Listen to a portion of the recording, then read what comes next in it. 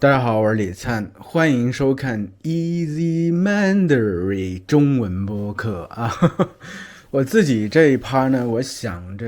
聊一些学习上的东西吧啊。最近我在思考一个问题啊，就是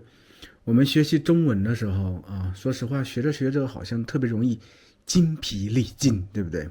这个东西当然不只是在学习中文里头，你在学着去做任何一个事情的时候，都是如此。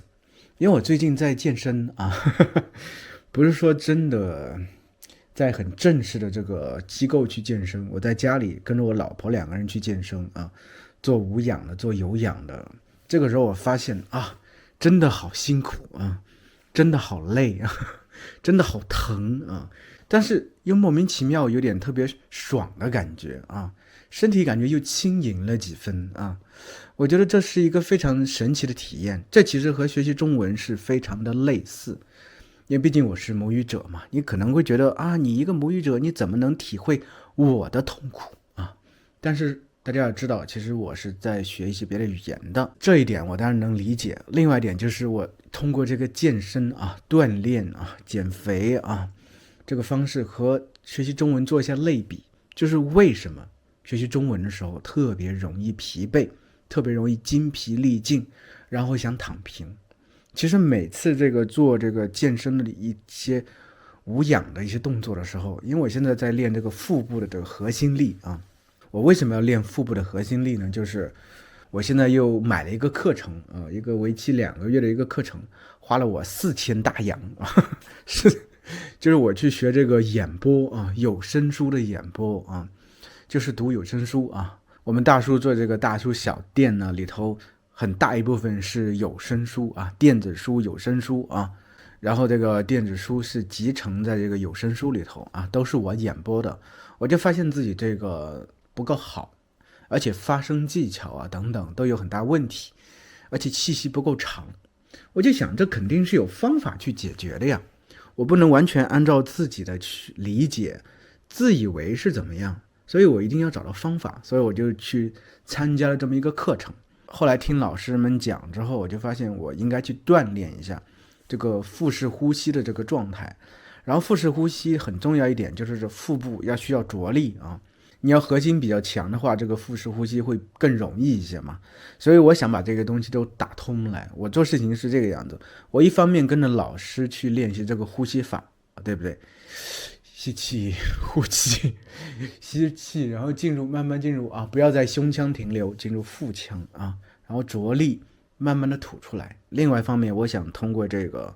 做一些核心的这个训练，无氧训练啊，增强我这个腹部的力量啊。所有东西在我这里，我觉得都是相通的。人世间的任何东西在底层上都是相通的，并没有那么大的区别。所以中文里头有一句话叫做一理通万理彻，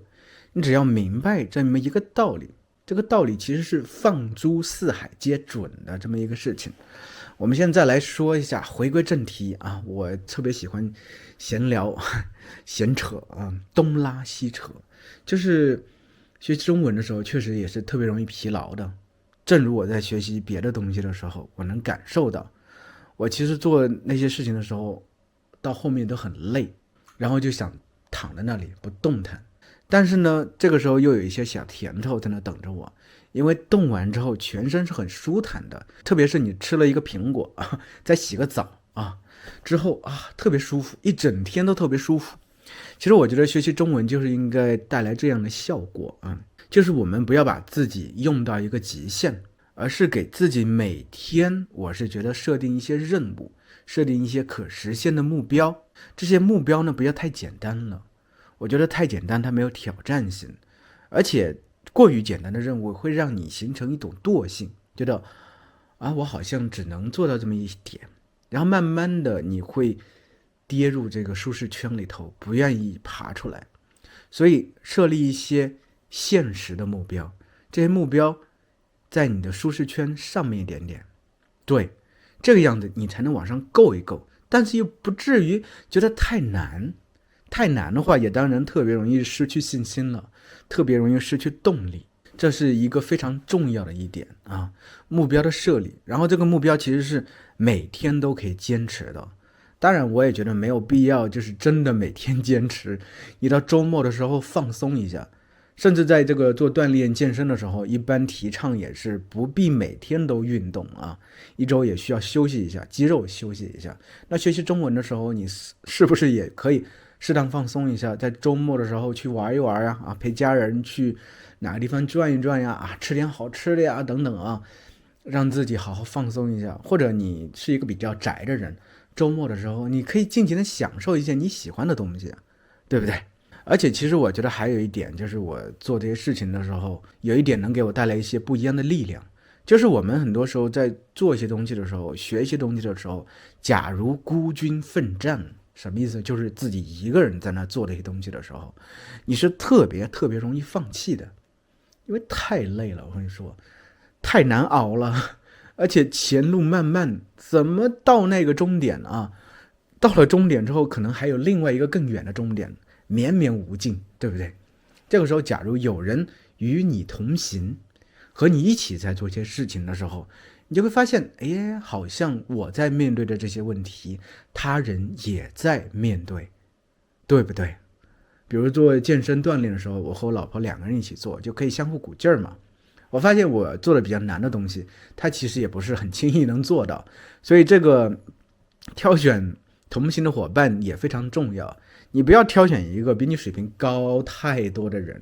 那样的话对你的打击更大。你会觉得啊，他怎么能轻易做到这么多，这么轻易做得这么好呢？我为什么不可以呢？对不对？所以挑一个和你水平相当的，或者比你稍微高一点点的，对吧？给你适当的动力、适当的压力都可以。但是我觉得有伙伴一起去做一件事情是非常非常有用的。其实啊，我觉得一个人不能过于相信自己，不能过于相信自己坚持的力量。其实很多时候我们在做一些比较难的事情的时候，我觉得学习中文应该是一个比较难的事情，你很容易放弃的。因为做着做着你发现坎儿太多了，今天过一个坎儿，明天过一个坎儿，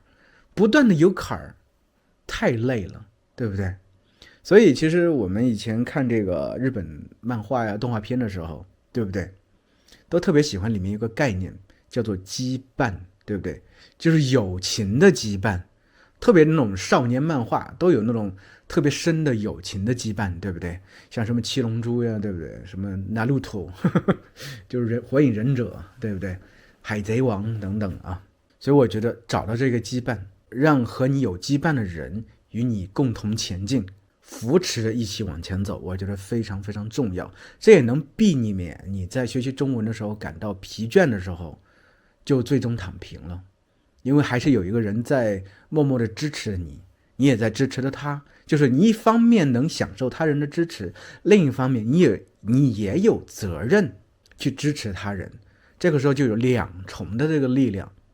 支持着你们一起前进，对不对？学习中文当然也有很多很多可以避免这个过分疲惫的方法啊，比如说去享受呗，对不对？有些东西也需要去享受。你学习中文它并不是一个苦旅啊，你肯定得去发现你最喜欢的中文里头的东西，就是中文能带给你最多享受的东西是什么呢？不管是文学呢、文化呢、电视啊、小说啊等等都可以，或者歌曲啊等等、偶像等等，每个人的就是切入的点都不一样，喜欢的点都不一样，但是何妨在这个过程中把享受加进去，对不对？你假如真的完全不享受一个事情，你觉得这个事情没法给你带来甜头，那样的话其实你是真正很难真正的成功的进步的，一天比一天好的。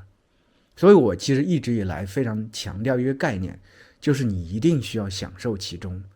学习中文的时候一定要享受其中。你在享受一个事情的话，其实是不容易觉得特别疲惫的，你会进入一种心流的状态，不管周围的环境如何变化，斗转星移，与你都完全不相关，你只是沉醉享受其中，对不对？好了，今天咱们就到这吧，再见。